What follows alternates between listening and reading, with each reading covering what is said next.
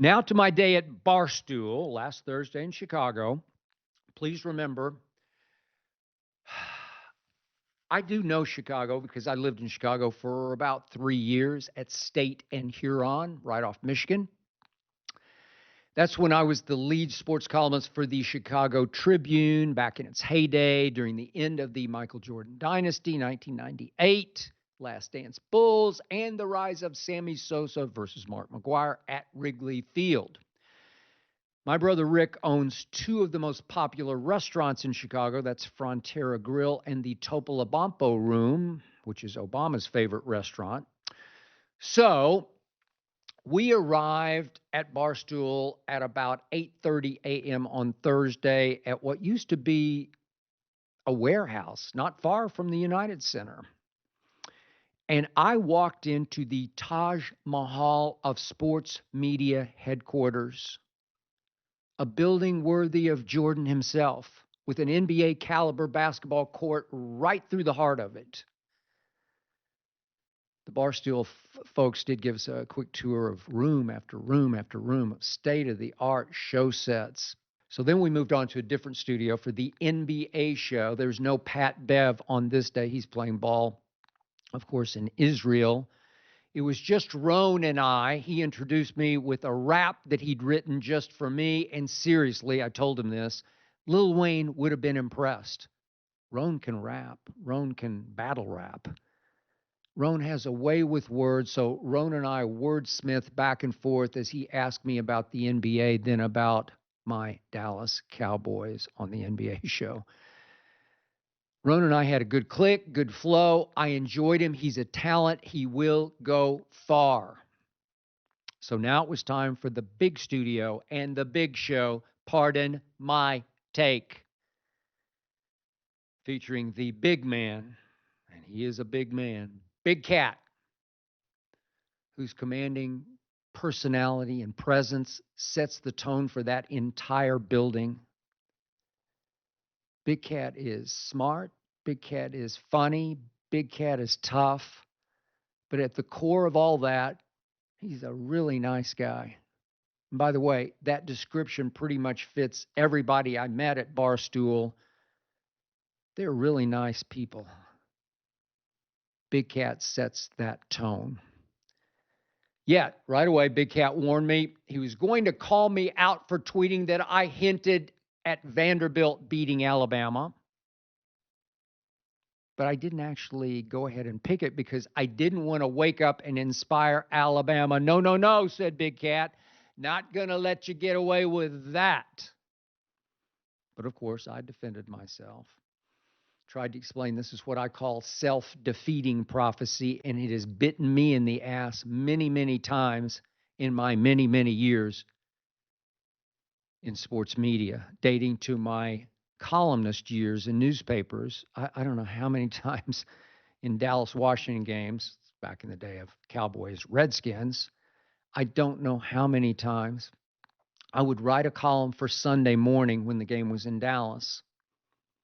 And one team or the other team, depending upon whom I picked, would either credit me with inspiring them or condemn me for being so stupid that I picked the other team, the wrong team, whichever way the game went.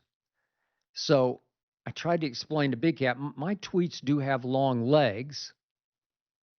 Definitely could have wound up on Bama's bulletin board. So at the end of that show, it was a couple of shows back, I whispered that we have this quarterback, Diego Pavia, who just makes plays, who gives us a chance to beat anybody, including Alabama. And then, of course, I wanted to make Bama overconfident, and I roared home at the end of that opinion. And I said Bama would win 55-0, just to make them a little overconfident. Of course, we won 40-35, beat the hell out of them up and down the field. We're the better team on the field that day. And then before we began the show, PFT reminded me of the day he was with a group that visited ESPN in Bristol. This must have been in 2012 or 13. And of course, PFT is a Washington fan. told me that he hung behind the group to go back and forth with me about Robert Griffin. I am sorry, I don't remember that instance because that happened a lot to me in my days in Bristol at ESPN. Every day there was some group coming through and somebody would stop me and want to go back and forth about LeBron or Cowboys or something.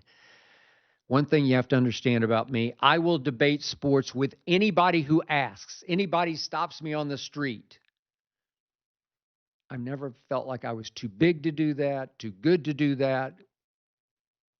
And it just drives my wife, Ernestine, nuts that I will do that at the drop of a hat when we take our daughter, our Maltese Hazel, to the mall on Saturdays. People often stop me to talk about this or that. And if they want to go for 10 or 15 minutes, I'm sorry, Ernestine, I'm going to do it. So forgive me, PFT, for not remembering, but I did take the time to go back and forth with you. And PFT claimed that he won the debate. I don't remember that. So as we started the show, I quickly interrupted to tell Big Cat and PFT how surreal it was for me to be on their show. I told them how lucky I was back in 2010, 2011. Right place, right time at ESPN on First Take to break through and take off. We crushed in 2011, thanks to me and Tim Tebow. And we continued crushing 2012 as Stephen A. joined me. It was legendary, that run from really, I got to Bristol in 2007 all the way through 2016. Just blessed to be right place, right time. As were Big Cat and PFT. Soon after I left Stephen A. to come out here to LA to Fox in 2016, they started about 6 months before I left Stephen A. And did Cat and PFT ever capitalize on their moment? They took off. They became the new Stephen A. and Skip. Yet, I remind you, I had to forge my breakthrough, my breakout at ESPN while First Take was often on probation. We were the hellions. We were the rebels. We were against the grain. We were always in trouble. There were suspensions left and right. I never got suspended, but everybody around me got suspended 2 or 3 times. People got fired around me. So many meetings before and after every show. So many meetings with executives as we got called on the carpet. So much executive involvement. Do this, don't do that. You should try this, but don't try that. I'm juggling producers' egos. There's dirty, rotten politics to be played all around me. Then I came out here to Fox and I had to hear, no, please don't do that. No, you can't say that. Don't do that. Memo after memo the night before shows. Protect the NFL. They're our partner. Protect MLB. They're our partner. All of this at Fox just wore me out, as it had at ESPN. It was a big reason I left the TV business to get into the digital side. So allow me to stress to you that the greatest thing about what Big Cat and PFT have built is that nobody looks over their shoulders. Nobody says don't. Nobody says can't. They don't have show meetings. They can say the F word. They can say pretty much anything they want to. Man, do I ever envy their autonomy, their independence, their freedom. But of course, they perform and they produce. They have the most successful show in all of sports media. So as long as that continues, and I certainly see no end in sight, they are enjoying the greatest ride in sports media history. They have created my dream show, which is what I wanted to relate to them before we even got started. Okay, so After that, as the show got rolling, what immediately struck me about both Big Cat and PFT is how smart and sharp and quick they both are. They like to have fun, but it's smart fun. It's clever, inspired fun. And to me, that is their secret. And do they ever have amazing interviewing chemistry? It's not that easy to do what they do. They just pepper away in unison, in rhythm at their guest. That's why doing this show was so difficult for me. 20 years I did live television, debate format. I always said debates are won the night before, preparation and concentration. So for me, pardon my take. And by the way, I should mention their title, which was genius. Pardon my interruption and first take combined. They sent the early message to everybody. We're sarcastically not them. We're going to be us. Genius move. So for me, pardon my take was very difficult to prepare for because it's just so unpredictable. It's so rapid fire at an unpredictable rhythm. It's virtually impossible to surprise me in a debate, but these two surprised me, I don't know, 15 or 20 times in the 90 minutes they interviewed me. 90 minutes, they grilled me. So in the end, by Thursday night, I wasn't all that happy with how I responded to all these questions, though, truth was, not exaggerating, all my friends thought it was really, really good. I heard from people I hadn't heard from in years. You were great on Barstool. I was? So my wife Ernestine read some of the comments. I always warn her off, but she read some of the comments off the posted show. And again, she saw people saying, man, this is a whole different side of Skip. Well, trust me, that side has always been right there, just below the surface, but it's very difficult to consistently show that side when you're engaged in go for the throat debate. That's the format I was in. Little increments, little 10-minute blasts, go for the throat debate. So the debater in me is not a character I play on TV. The debater's real. It's 100% me. But so is what you saw during Pardon My Take. That side to me is very real and very strong. Ernestine sees it, friends see it. Maybe it comes out on the golf course, but never in the debate format on live national TV for 20 years. So, Big Cat obviously thinks I'm pretty crazy with my diet, my exercise, how seriously I take my sports opinion, sports debate, want to win every debate, do win every debate. So sometimes he clearly was making fun of me, which didn't bother me at all. I'm easy to make fun of. But I also make no apologies for the way I am. I do have the courage of my convictions. I am very happy being who I am. So then Big Cat set me up perfectly by asking me if I've ever regretted a single opinion I've ever uttered. I said, nope, not a single one. And kaboom! He hit me with some tweets from, I don't know, 2010, 11, and 12 range. Somebody on their staff had done a whole lot of research, sifting back through 15 years of tweets. Trust me on this. Cat and PFT do their homework because they had done their homework on all things me. They were ready. They were prepared. So I did tweet back in, I guess it was 2011, that Josh Freeman would be better than Cam Newton. I was a big fan of Josh Freeman's when he was at Kansas State and they went to Texas and beat Texas at Texas.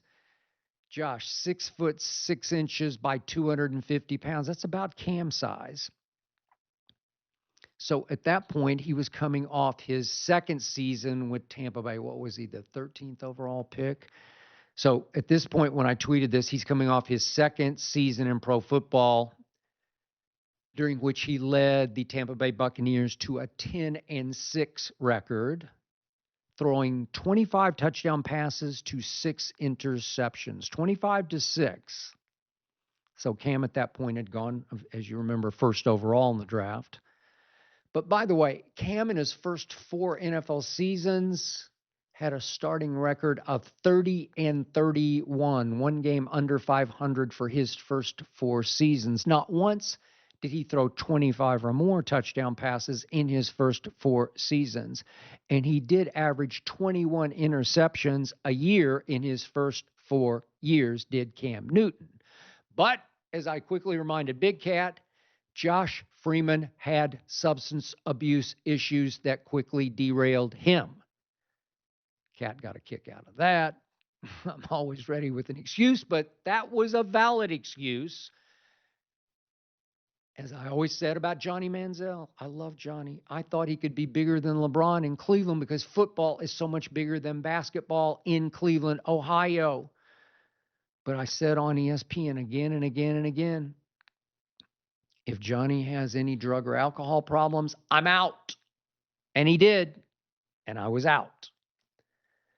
Okay, next tweet Cat threw at me. This was in the 2014 range when Steve Kerr was hired by the Warriors.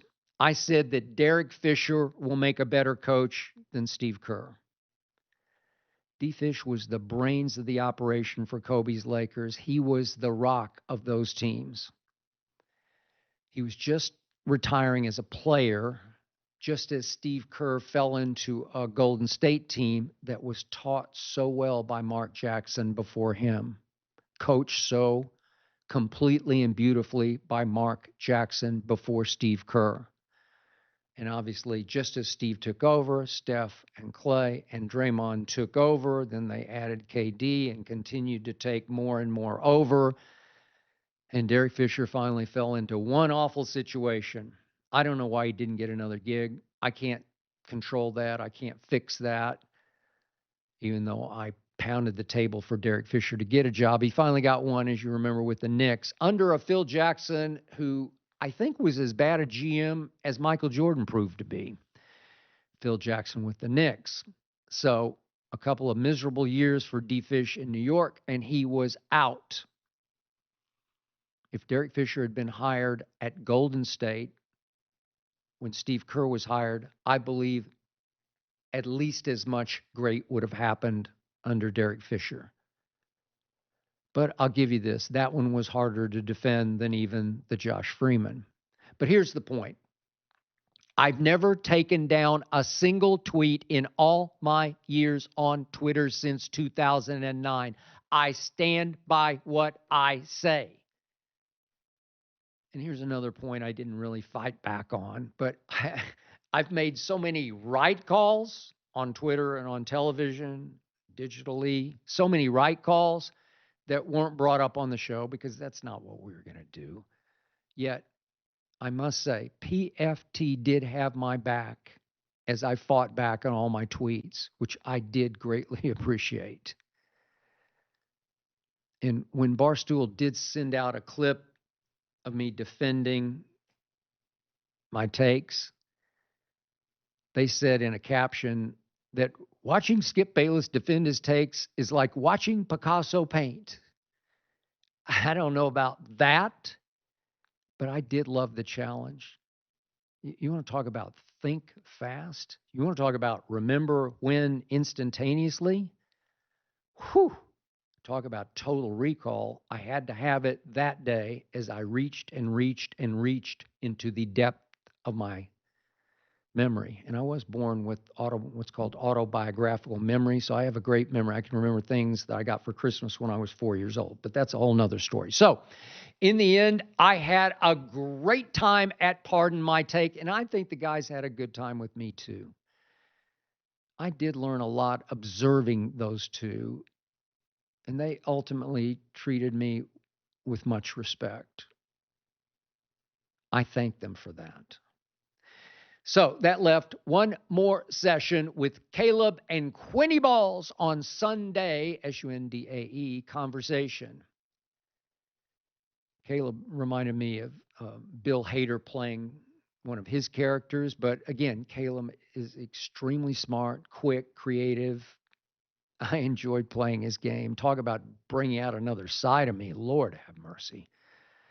Then again, if you know the Naked Gun movies or the Pink Panther movies featuring Peter Sellers as Inspector Clouseau, two of my favorite all-time comedies are those. That's my sense of humor. They're in my top six after Anchorman, Blazing Saddles, Caddyshack, and Talladega Nights. And I did grow up loving the Three Stooges, and if they ever pop up on my TV, I will watch them today or tonight. So, when my day at Barstool was over, I was left pretty drained mentally, not physically, just mentally. I was a little hoarse from talking so much nonstop. I actually had some cotton mouth because I was a little dehydrated. It was pretty grueling, but it was all pretty great. I was constantly referred to and introduced as the legend. This amused me that people at Barstool were in awe of me when the truth was I was at least as in awe of what they're achieving. I admire the empire that Dave Portnoy has built, and I know TV empires.